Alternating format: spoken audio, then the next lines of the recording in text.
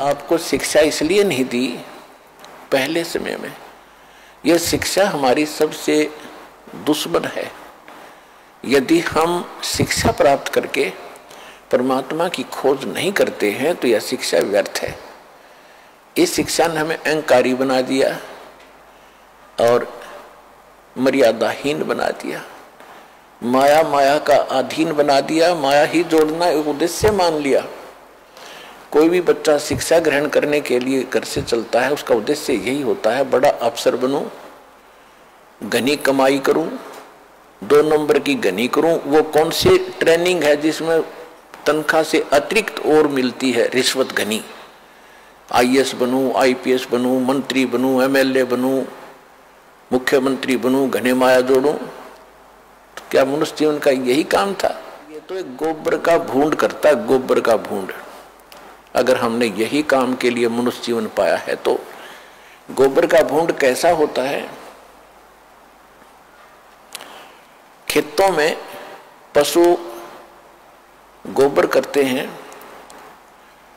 और उसको भूंड होते हैं, छोटे छोटे जीव होते हैं, और वो क्या करते हैं, उस गोबर को निकालते हैं, उसमें से उसके गोली बनाते हैं, गोले छोटे छोटे, और उसको धका के उसको रोल करके अपने बिल में भर लेते हैं। उस बिल को गहरा बनाते रहते हैं मिट्टी से खोद खोद के, और उसको गोबर को ठोक लेते हैं, गरोले बना बना के वो गोबर खाते हैं।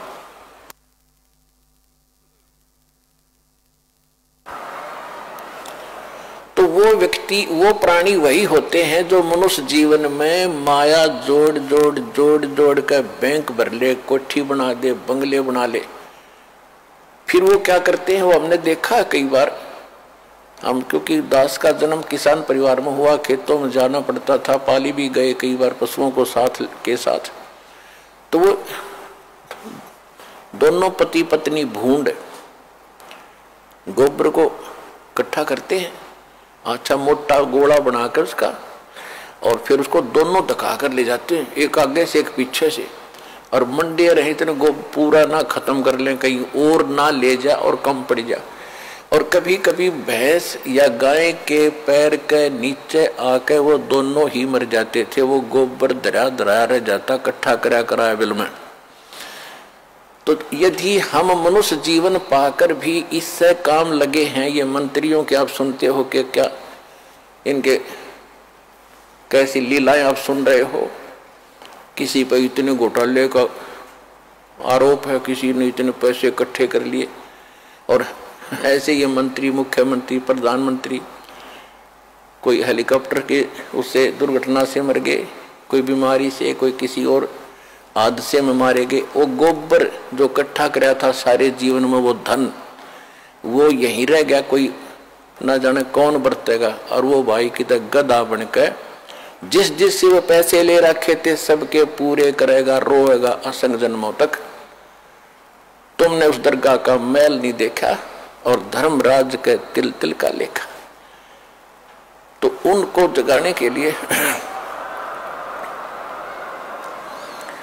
तो इसलिए परमात्मा यहां आकर के हमें जगाते हैं, समझाते हैं कि बोली आत्मा, यदि परमात्मा की भक्ति नहीं करते हो और बाकी तुम ये इसी काम लगे हुए हो, तो ये मनुष्य जीवन वाला काम नहीं कर रहे, गोबर के भूंड का काम। अब बात चली थी शिक्षा के ऊपर कि पहले आप देख रहे हो, दास भी देख रहा, घना लंबा समय नहीं हुआ है, सन 1951 में दास का जन्म हुआ।